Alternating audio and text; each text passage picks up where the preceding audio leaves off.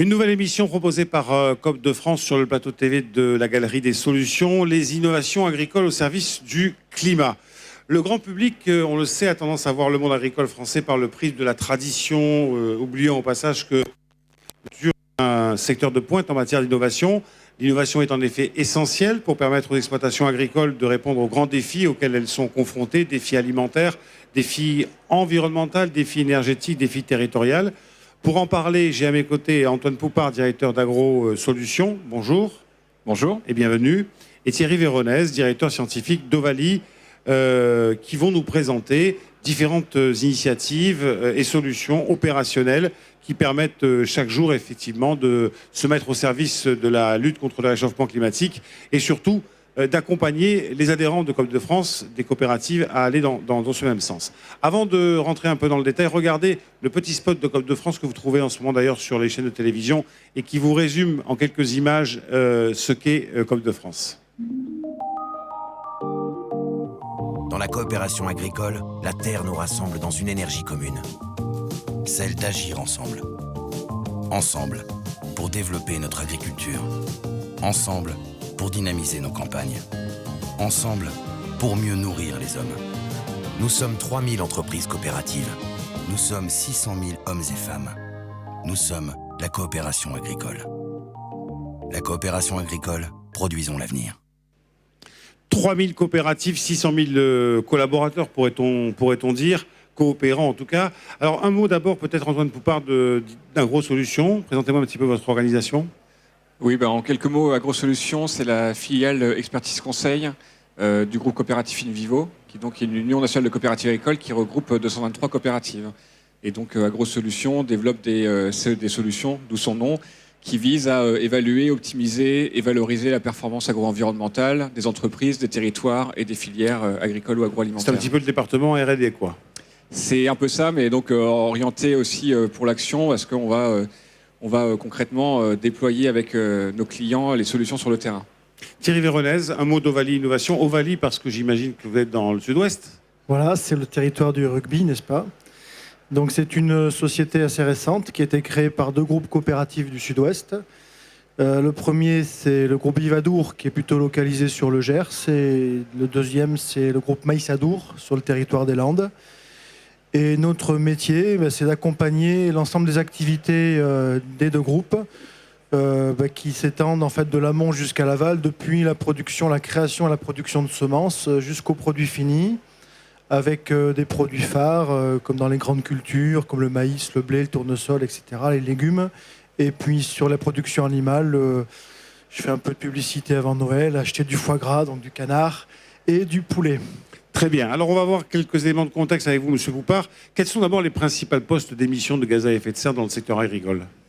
Alors oui, quand on parle gaz à effet de serre ou carbone en agriculture, déjà on parle d'émissions. C'est un secteur qui est émetteur de gaz à effet de serre avec principalement deux gros postes d'émissions que sont la fertilisation azotée d'un côté, donc les engrais qu'on met pour que les plantes poussent, et le méthane entérique émis par les vaches, donc les fameux RAW des vaches dont on parle aussi régulièrement dans la presse. On parle des P des vaches, mais en fait, c'est les RAW. C'est très peu de P, c'est beaucoup de RAW.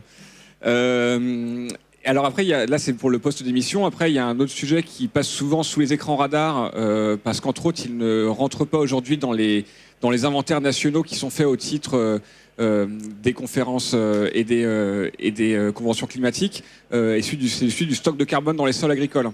Et il faut quand même savoir qu'un agriculteur, il est gestionnaire sous ses pieds d'un stock de carbone qui est 100 fois supérieur à ses émissions annuelles. Donc on en parle moins souvent, le sujet vient quand même sur la table, surtout lors de cette COP21, avec le projet 4 pour 1000 porté par la France et son ministère. Mais donc le stock de carbone dans les sols et la façon que va avoir un agriculteur de l'augmenter ou d'éviter de le faire diminuer est aussi important que ce qu'il va pouvoir faire pour réduire ses émissions. Alors on parle souvent d'atténuation ou d'adaptation au changement climatique. Quelle différence faut-il faire, Monsieur Véronèse ? Écoutez, il faut considérer effectivement ces deux niveaux. Alors moi je vais parler de l'innovation pour ces deux points. L'atténuation, c'est comme toute activité humaine, c'est de regarder sous quelle forme on peut innover pour éviter justement de continuer à contribuer donc, à l'émission de gaz à effet de serre. On sait qu'ils sont de 3 niveaux. Antoine Poupart vient de le préciser. Donc tous les systèmes d'atténuation que l'on peut essayer d'inventer et d'intégrer sur nos systèmes de production sont intéressants, effectivement. Quoi. On verra un peu plus tard.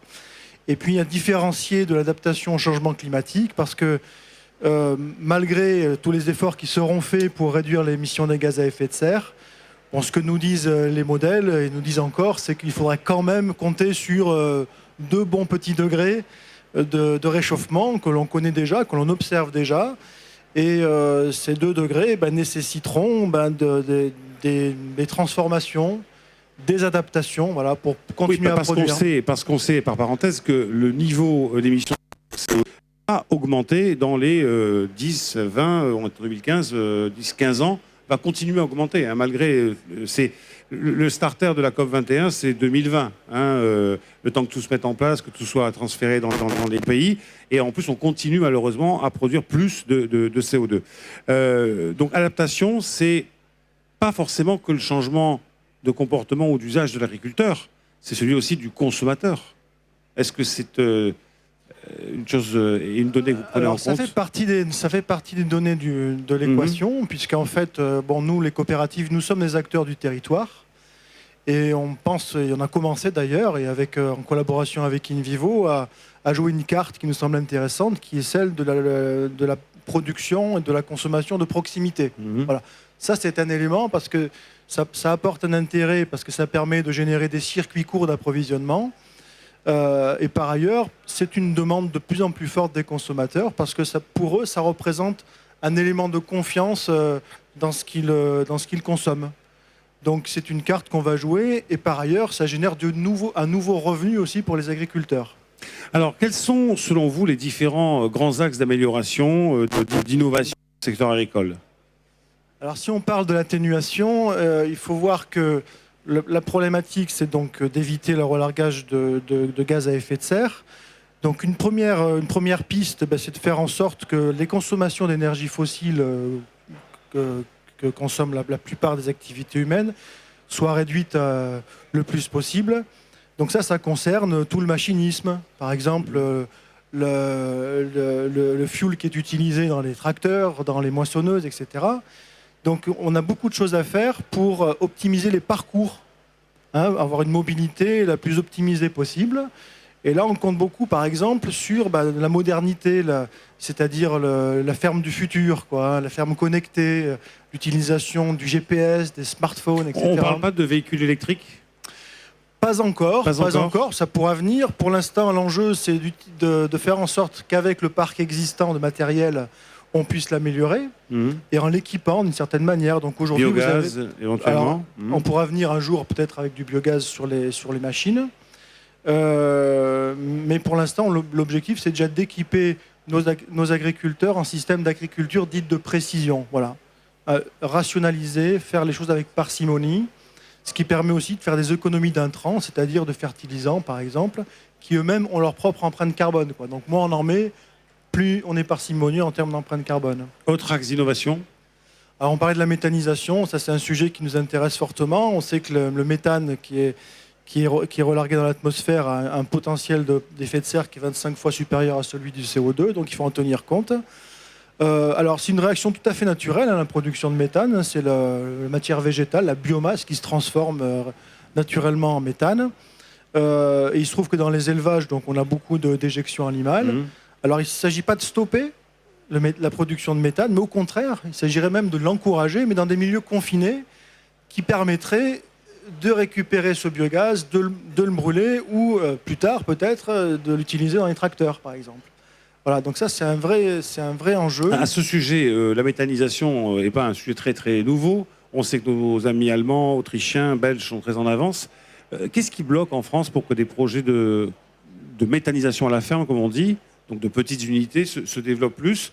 On est plutôt sur un chemin qui nous amène vers des unités de moyenne taille ou de grande taille. Pourquoi en France c'est pas aussi développé qu'ailleurs? C'est vous, les coopératives? On va dire que c'est à la fois un modèle industriel et un modèle économique, et c'est pas suffisamment développé. Et on compte justement sur l'innovation pour avoir accès à de la technologie rentable que l'on puisse proposer aux agriculteurs et qui puisse leur permettre de traiter leurs déchets, leurs sous-produits animaux, tout en ayant un gain, une rentabilité suffisante. Antoine Poupart, un commentaire là, sur ce qu'on vient de dire, effectivement, sur ces leviers, ces axes d'amélioration. Effectivement, sur les axes d'amélioration, si on dit que les principaux postes relèvent en production végétale, parce que je ne vais pas parler de production animale, Thierry a donné l'exemple de méthanisation, qui est un bon exemple de solution animale. En production végétale, je vous ai parlé des engrais et du stockage de carbone dans les sols. Si on parle des engrais, les solutions qui sont d'ores et déjà disponibles et qui demandent à être encouragées sur le terrain sont des technologies qui permettent d'ajuster les doses d'engrais par rapport aux besoins des cultures. Et donc on voit qu'on génère des gains très importants d'émissions de gaz à effet de serre quand on a su adapter au kilo près les apports d'engrais pour chacune des cultures. On a aussi un levier sur le choix des formes d'engrais qu'on utilise. Alors ça pose d'autres questions logistiques, d'approvisionnement ou autres, mais on confirme jour après jour que certaines formes d'engrais, entre les engrais organiques et les engrais minéraux, et entre les engrais minéraux entre eux, ont des facteurs d'émissions différents et donc ont un pouvoir d'émissions de gaz à effet de serre différent. Donc il y a des formes d'engrais à encourager avec toutes les problématiques industrielles et logistiques que ça pose. À ce sujet, la démarche Certifito qui a été mise en œuvre apporte ses fruits. Ça permet à des agriculteurs, à des éleveurs, enfin agriculteurs parce que ça les concerne en premier lieu, de mieux gérer leur exploitation. Alors cette démarche, effectivement, mais qui là pour le coup touchait aux phytosanitaires, donc aux pesticides, et donc pas spécifiquement aux engrais, mais a quand même amené une vraie dynamique de retour en formation de la part des agriculteurs. On a vu que toutes les coopératives qu'on a déployées leurs adhérents ont eu quand même des très beaux succès en termes de mobilisation des adhérents.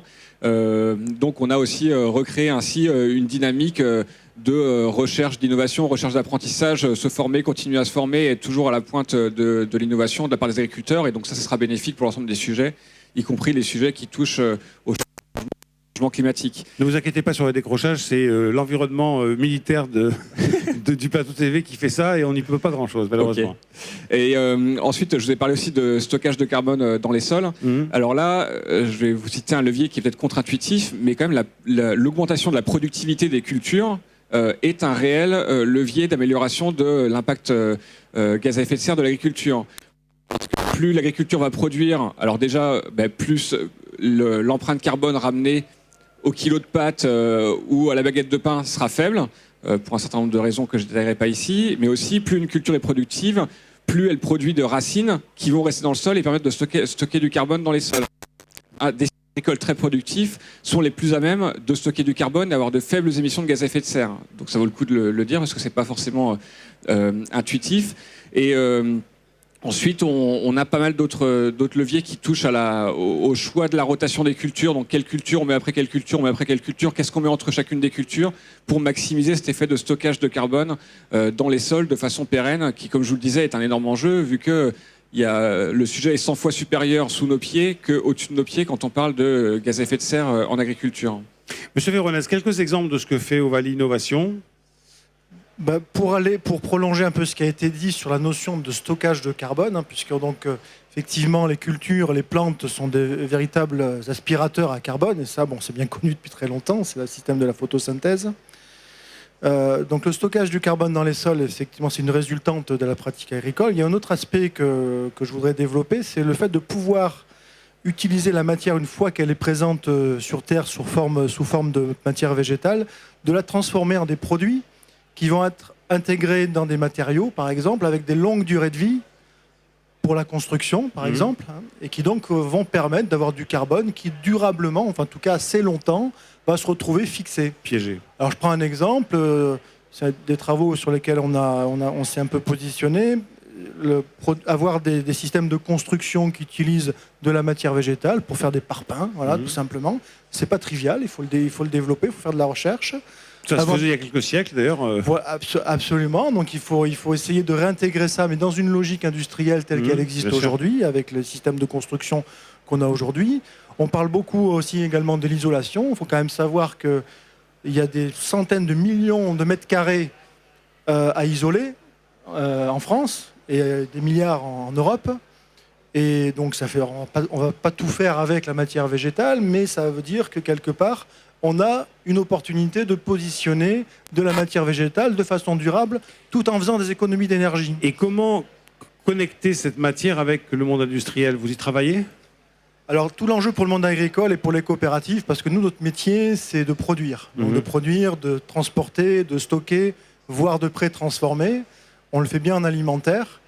En non alimentaire, on le fait pas de façon aujourd'hui suffisamment développée. Donc, il faut qu'on mette en place des alliances. Il faut que les acteurs du monde industriel, tels qu'ils existent depuis des décennies et qu'ils se sont développés depuis des décennies, remontent vers nous pour proposer des modes de collaboration qui soient gagnant-gagnant et construire des filières. Comme on l'a fait sur l'alimentaire, on peut aussi construire des filières non alimentaires. Alors ça, c'est ce qu'on appelle l'agroécologie. C'est le mot qui englobe finalement cette nouvelle démarche. Alors, dans l'agroécologie, il y a bien sûr l'innovation. Et puis chez vous, coopérative, il y a le réseau. Donc une des problématiques, c'est d'animer le réseau, de le faire adhérer, et puis de lui dire, bon, on est 3000, 600 000, donc ça fait quand même déjà un certain nombre d'acteurs. Quelle est la problématique du réseau et comment vous employez-vous pour le mettre en mouvement? Alors oui, effectivement, le réseau et donc la coopération est une des valeurs fortes des coopératives intrinsèquement. Et sur ces sujets agroécologiques qui sont tous sauf des sujets de retour en arrière, de passéisme, qui sont des sujets d'innovation. L'agroécologie, c'est de l'innovation et c'est innover. L'innovation agricole ne marche régulièrement que quand elle est faite en réseau. Elle est faite en réseau à deux niveaux.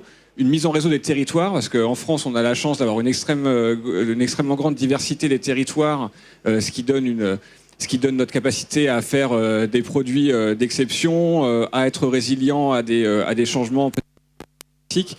Mais il y a un vrai sujet de partager cette innovation agricole.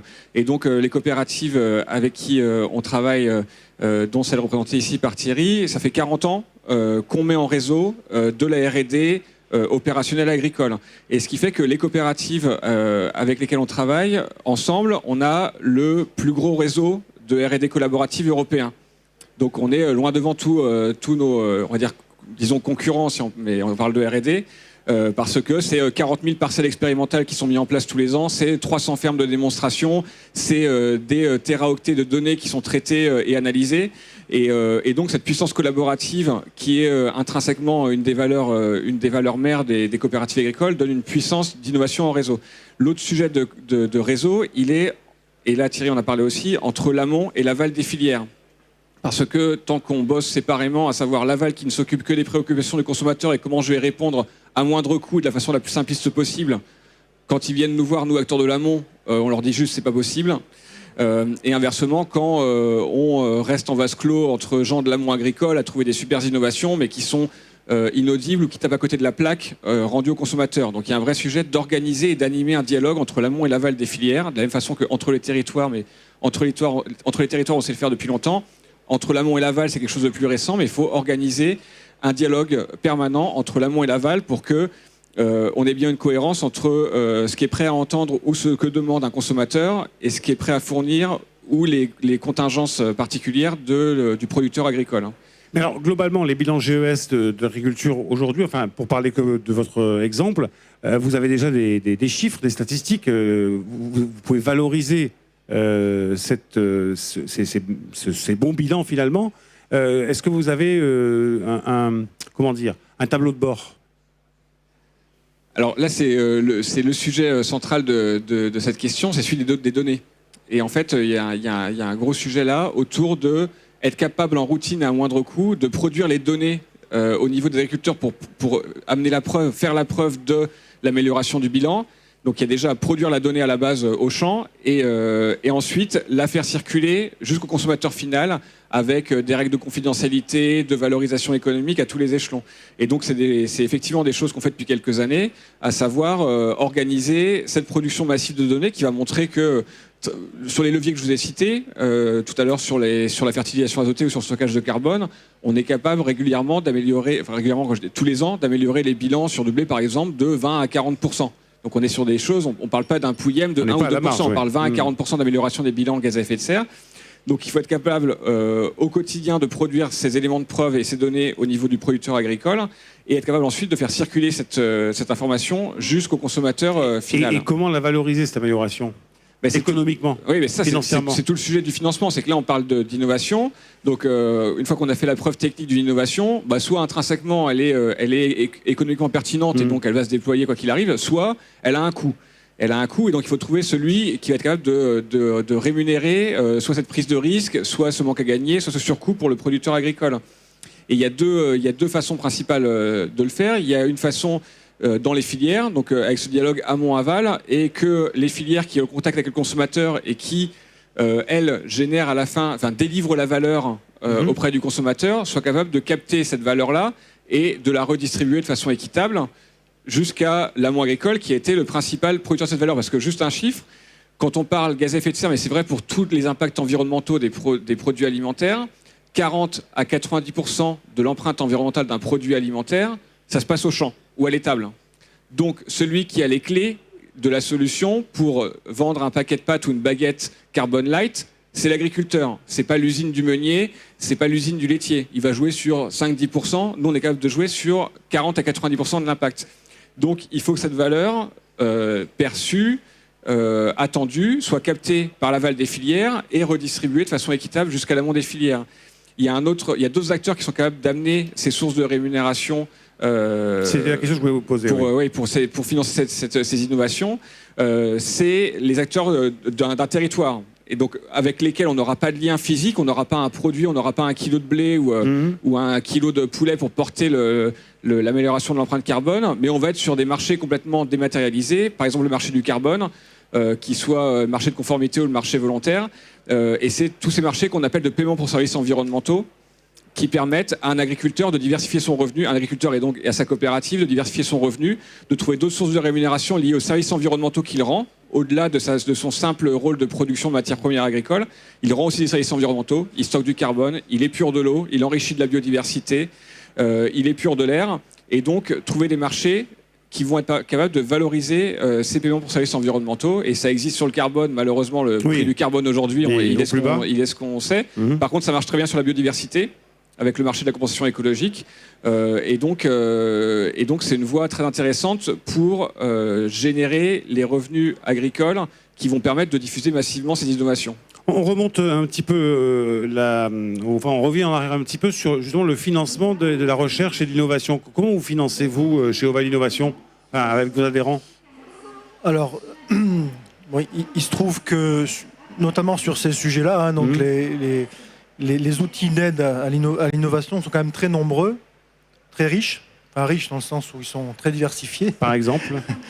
Mais toutes les collectivités, l'ADEME, et les institutions, l'ADEME, sont particulièrement investies et volontaristes pour aider des projets de ce type-là, quoi. Donc nous, on a, la plupart de nos projets, on a à peu près une dizaine de conventions avec la Banque publique d'investissement, avec l'État, avec les régions dans lesquelles on vit.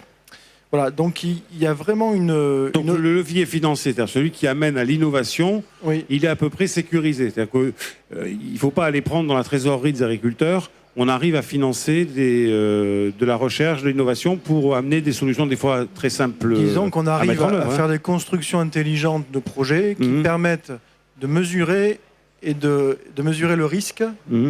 Et de faire en sorte que la prise de risque pour l'agriculteur soit la plus basse possible, quoi. Voilà. Donc si on résume, on a effectivement des moyens de financer l'innovation, on a des innovations qui sont opérationnelles et qui portent leurs fruits et pour lesquelles on peut apporter des preuves. Par contre, le payback, comme on dit, le retour sur investissement, il est plus difficile à faire, d'abord à cause effectivement du niveau du carbone aujourd'hui en compensation, et puis aussi parce qu'on n'a pas forcément trouvé ça sera peut-être la conclusion, on n'a pas encore trouvé le bon écosystème. Oui, peut-être qu'on a aussi un biais en agriculture qui est peut-être de trop se focaliser sur des subsides publics, parce qu'on est habitué à ça, on a les aides de la PAC. Sauf qu'on sait ce que sont l'état des finances publiques aujourd'hui. Et je pense qu'il y a un vrai choix aussi stratégique à faire, de dire que ces subsides publics sont nécessaires, sont présents, surtout quand on parle d'innovation, ils sont encore présents. Mais il y a d'autres moyens financiers à les mobiliser qui relèvent de fonds privés, donc dans les filières agroalimentaires, dans les filières agro-industrielles, sur le marché, sur les marchés. Oui. Ça veut dire qu'on pourrait imaginer que quelqu'un qui achèterait du pain ou des pâtes, enfin tout ce qui puisse dans le prix qu'il va payer, avoir une contribution qui puisse revenir à celui qui a effectivement innové et agi pour préserver l'environnement? Oui, et c'est plus qu'une vue de l'esprit, c'est que ça existe déjà dans certaines filières céréalières avec des industriels de première ou deuxième transformation qui rémunèrent les coopératives, qui donc elles-mêmes rémunèrent les agriculteurs. Donc ça, c'est l'industrie agroalimentaire. Oui, en partie au prorata de son empreinte environnementale. Et il y a ce champ aussi des marchés dont je parlais, marché de la compensation au carbone ou autres sujets, qui sont aussi à mobiliser, parce que là on va être dans des contrats entre deux acteurs privés, des acteurs privés agricoles et des acteurs privés industriels ou territoriaux, et qui donnent beaucoup plus de souplesse et de marge de manœuvre que quand on cherche à mobiliser de l'argent public, qui est extrêmement cadré réglementairement, où en gros on va juste pouvoir dire à un agriculteur: je vais compenser ton surcoût ou ton manque à gagner, et je ne vais pas pouvoir vraiment te rémunérer à hauteur du service environnemental que tu as rendu. Alors que dès qu'on mobilise de l'argent privé auprès d'opérateurs de filières ou de territoires, là on est dans une négociation qui part d'une feuille blanche, et où on peut réellement rémunérer, au sens créer un résultat net pour l'agriculteur, et pas seulement le subventionner, lui payer son surcoût ou son manque à gagner. La distribution est dans la boucle? Oui. D'accord. Et c'est un maillon indispensable, parce que c'est eux qui prennent langue et qui ont langue avec le consommateur. Donc si eux ne jouent pas ce jeu-là, on aura du mal à aller plus loin. Messieurs, merci beaucoup le plateau TV de la Galerie des Solutions pour nous parler d'innovation dans le secteur agricole, d'innovation au service bien sûr du climat. Alors on l'a compris, vous êtes prêts, hein, vous n'êtes pas en position d'attente, vous êtes tout à fait prêts, les solutions existent. Maintenant il faut effectivement que l'ensemble de la filière, on va dire, de l'amont vers l'aval, se mobilise pour que vous puissiez être, entre guillemets, rémunéré, récompensé, enfin on peut employer n'importe quel mot, en tout cas que ces efforts trouvent une juste rémunération pour notamment aider le secteur agricole. Merci beaucoup de votre venue sur ce plateau. Merci. Et puis à plus tard pour une nouvelle émission. Merci.